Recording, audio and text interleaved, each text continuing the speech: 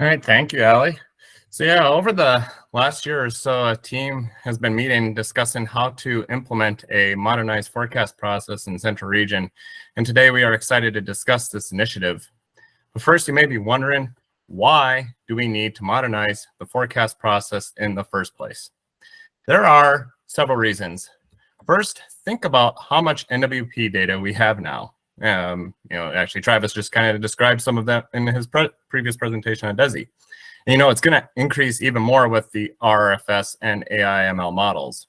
As forecasters, we need to effectively analyze and utilize it appropriately. Accuracy in NWP has also been improving with increasing computing power. We have a lot of social science research, particularly in the last decade, that demands we shift our forecasts from deterministic to probabilistic. And think about the IDSS you have provided and how often does it actually fit with the traditional services we supply.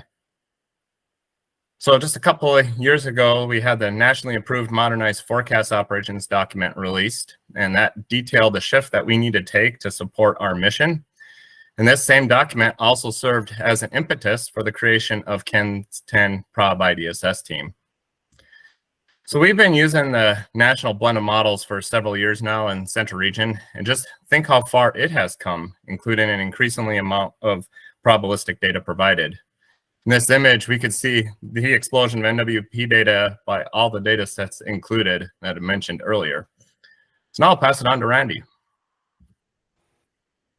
Yeah, thanks, Andy. So as Andy mentioned, the NWP has really exploded in the last decade or so. But, when I got on the Weather Service back in the 90s, there was all this talk about the promise of ensembles, and the future of forecasting was based on ensemble output. But if you go back to like 2000, we basically had access to 10 global ensemble members that ran at 200-kilometer resolution, like a single grid box is what you see there in the upper right.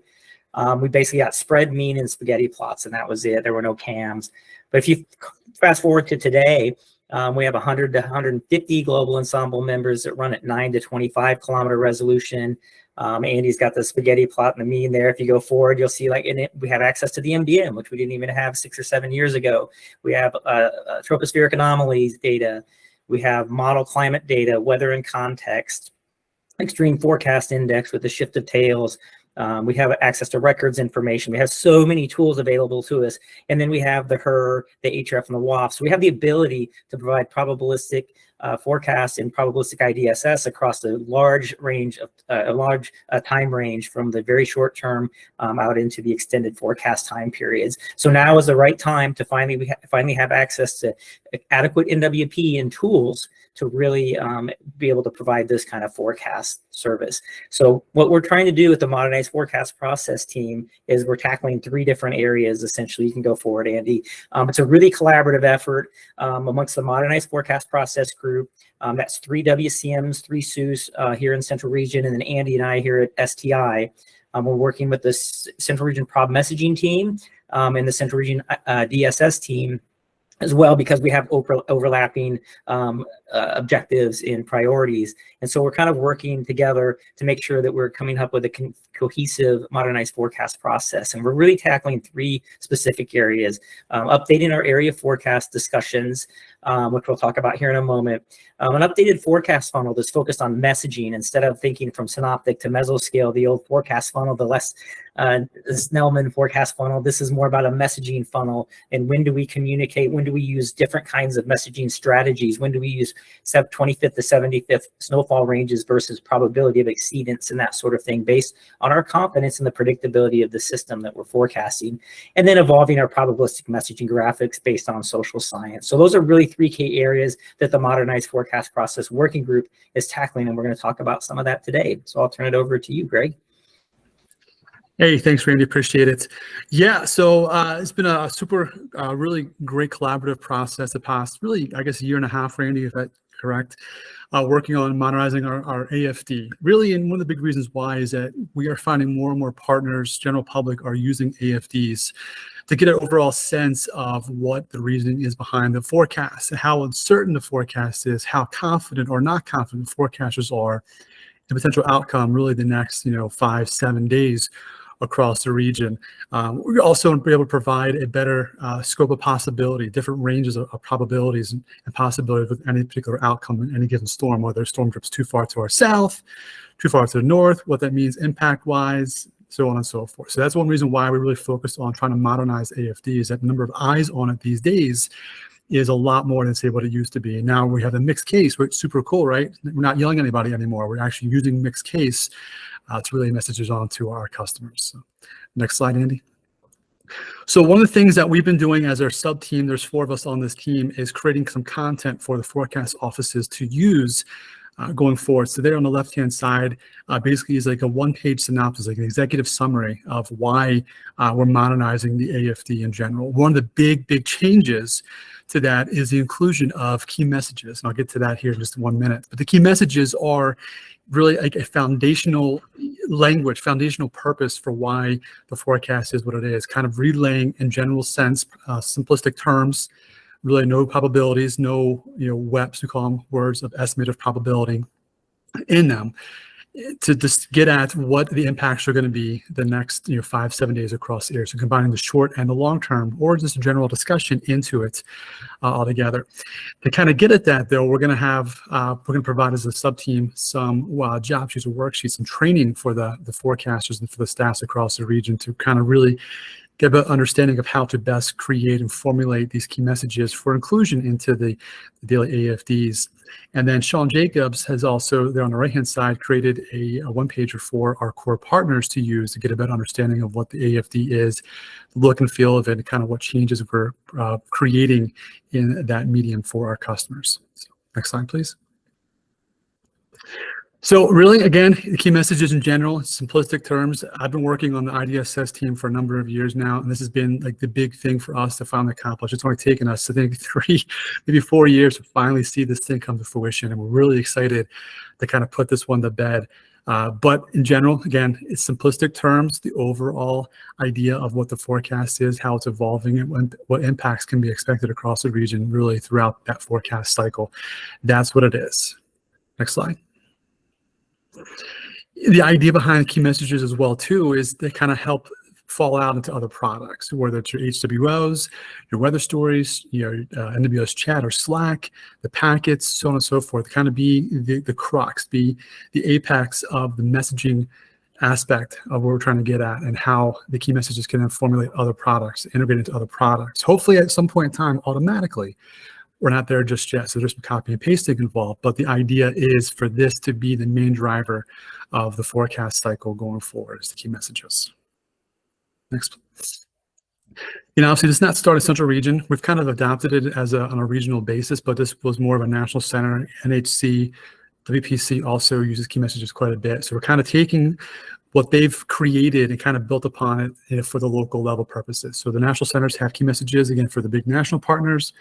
We're going to have ours for our local partners, again, really to kind of give them an overall sense of what can be expected and what they can plan and prepare for prior to, say, getting onto the one-on-one or even partner briefings themselves, but just an overall sense of what's expected. And that bottom point there, you see there, that free from words of estimated probability, that's going to be huge because we've talked about it before, WEPs, people don't really understand WEPs, kind of like the whole advisory aspect. What does advisory really mean? Well, the WEPs, chance, likely, expected, so on and so forth. We're not really helping to define exactly what that means. So if we can avoid using those kind of terminology in key messages, I think it really helps to drive home the messaging in general and not be as cagey, not be as hedgy at times as we can be as meteorologists. Next slide. And again, we will also want to include a lot of the probability information, and again, kind of going through the multiple scenarios we can have, the forecaster confidence, so on and so forth. That's why the AFD is changing for a really good way. And right there on the right-hand side is an example of, using probabilistic messaging in an actual AFD, using the extreme forecast aspects from the EC, the tails, so on and so forth. So again, there's really good ways to describe potential outcomes, many outcomes, potential ways to describe the outcomes of a given higher end or even a low end severe weather impact that might have across the region. All right, Andy. All right, so let's talk about evolving the forecast process. And one of the things that Greg showed on that AFD slide was that our partners were looking for information about our confidence in the forecast and about alternate scenarios. And those two desires are tied directly to ensemble and probabilistic output. So we want to use the machines and the models to identify the potential outcomes in the forecast process. And then we provide expertise, context, and value. So communicating forecast information in this manner requires a deep understanding of both the atmospheric science and our partners' thresholds to be effective. And this includes translation of forecast elements and impacts into actionable IDSS. So what we're going to talk about how we envision going through the forecast process in the future in a really efficient manner using the ensemble and probabilistic information to develop the appropriate message. So next slide. So here's what we look at from a modernized forecast process. Identify potential messaging opportunities by leveraging those ensemble and probabilistic tools. And we'll talk a little bit more about that in a moment, like EFI and anomalies, NBM, probability of exceedance, and that sort of thing. So you identify potential messaging opportunities in the forecast process. Then you assess the predictability, right? How is this have a long predictability horizon, a short predictability horizon? Is there a lot of uncertainty? Is the spread really high? That sort of thing. And you repeat this process to determine what your key messages are and what your messaging strategy is using a messaging funnel approach to determine which kind of message you're going to convey and what tool and probabilistic messaging graphics, for example, that you're going to put in your DSS briefings and that sort of thing. So the communication and development of the briefing occurs throughout the process to ensure consistency among all products and services. Next slide. So one thing to point out here is when we talk about messaging opportunities, those aren't the same as grid editing opportunities. We're talking about identifying opportunities to message the forecast information, alternate scenarios, potential impacts, and that sort of thing, not necessarily grid edits, because the grids are a deterministic database, and there's so much more available to us in a probabilistic distribution than what we have in a deterministic database, that we're talking about messaging opportunities based on potential outcomes and impacts. Next slide. So let's talk about leveraging ensemble and probabilistic data. So let's take a tool like here, like the NBM on the right there. So you can quickly scroll through the fields in the 1D viewer, or maybe look at probability of exceedance to identify potential messaging opportunities. If you move forward, we can go to the extreme forecast index examples. You're looking for areas where we have shading and or a shift of tails greater than 1. That's going to highlight a potential messaging opportunity for you. Or you can use the weather and context tool to look at in the extreme precipitation table to look for areas where temperature or precipitation records could be broken. So there's a whole variety of tools that you can, this is just 3 examples. There's a lot of other ones. And knowing when to look at certain tools in the forecast process will be important going forward. And then these can help you identify those messaging opportunities. And then we'll think about something like this. Don't worry about the numbers on the left there on the probability. Those are just examples. But this is a kind of an example of a communication strategy that we might have. If you start with a low probability and a low impact, then maybe you're not going to do so much messaging. Maybe it's not worth really messaging that in any special manner. But if you move up the probability, you say you get to likely probability and you get to a moderate impact, then you have likely moderate impacts, and you require messaging in that scenario. And maybe you can message alternate scenarios, and I think that's one of the things like DESI that Travis just demonstrated for us really gives us great power to kind of slice and dice the ensemble data to look for potential outcomes based on different clusters and based on different probabilities or different values and parameters that you can set, and look for exceedance of values that are important to you or to your partners. Next slide. So one other key component of this is the prob messaging aspect. And so as you go through this forecast process and you're looking at the ensemble and the probabilistic data, you're going to be thinking about how you might message it. And I mentioned earlier, like maybe you use the 25th to 75th percentile for your snowfall ranges, but maybe not when that snowfall range is 1 to 12 inches. Maybe that's a point where you do the prob exceedance graphics instead. Maybe you share that 1 to 12 inch forecast with your partners, but maybe not the public. And maybe you do prob exceedance instead. So we're going to be talking a lot about which messaging tool to utilize in different scenarios and when these are appropriate.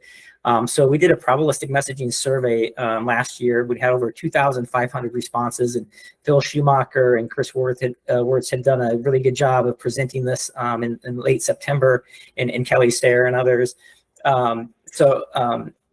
anyway, we had over 2,500 responses from EMs, transportation officials, and school superintendents, directly responding to questions that we asked about how they utilize probabilistic data, how they understand it, which kind of graphics are meaningful to them. And really some of the key outcomes of that were we found NWS partners are able to make use of probabilistic information conveyed in different ways. The vast majority of partners found large snowfall forecast ranges, such as 3 to 10 inches, useful, as long as we provide context. So one of the key things when we have big ranges like that is, why is the range so large? Is it because of the timing of the switch over from rain to snow, uncertainty in where a mesoscale snow band is going to set up, that sort of thing? If we provide that context, our partners find those ranges acceptable. And then probably the seasons graphics were found extremely useful by the majority of partners. And so we're going to be sharing this kind of information throughout the year. There's going to be a lot of emphasis as part of our roadmap is moving toward this modernized forecast process. And one of the things I'd like to convey is this is not a turnkey. It's not going to happen overnight. I look at it like IDSS. We started IDSS formally or in the field in 2006 or 7, and it became formal in the Weather Service in 2011 or 12. We're still improving, right? We're still getting better at it. We're still learning. That's how this migration to ensemble and probabilistic based forecasting is going to be. We're going to continue to learn and improve for years and years and years. Now is the time to really start shifting that way and moving away from a deterministic forecast, because again, when you do a deterministic forecast, you're giving them one forecast.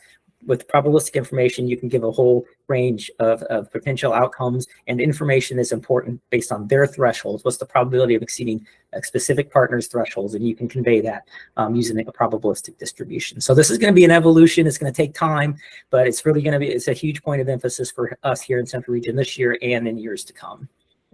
Back to you, Andy. All right, thanks, Randy. And so to conclude today's presentation, here are some items that you can look for coming up. First will be an all-hands email, and that will contain several materials for your office on this modernization of the forecast process initiative.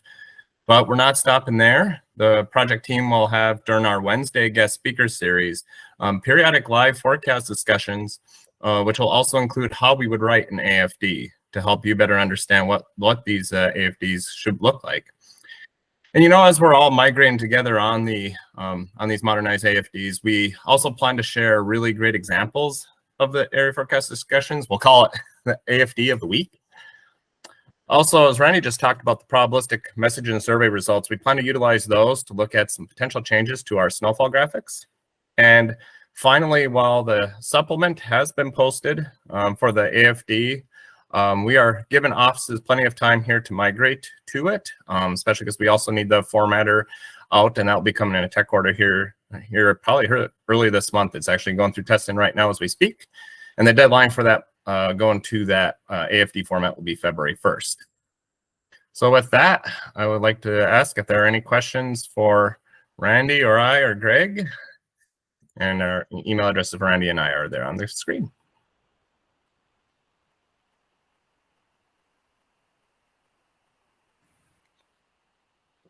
Thank you, Andy, Randy, and Greg.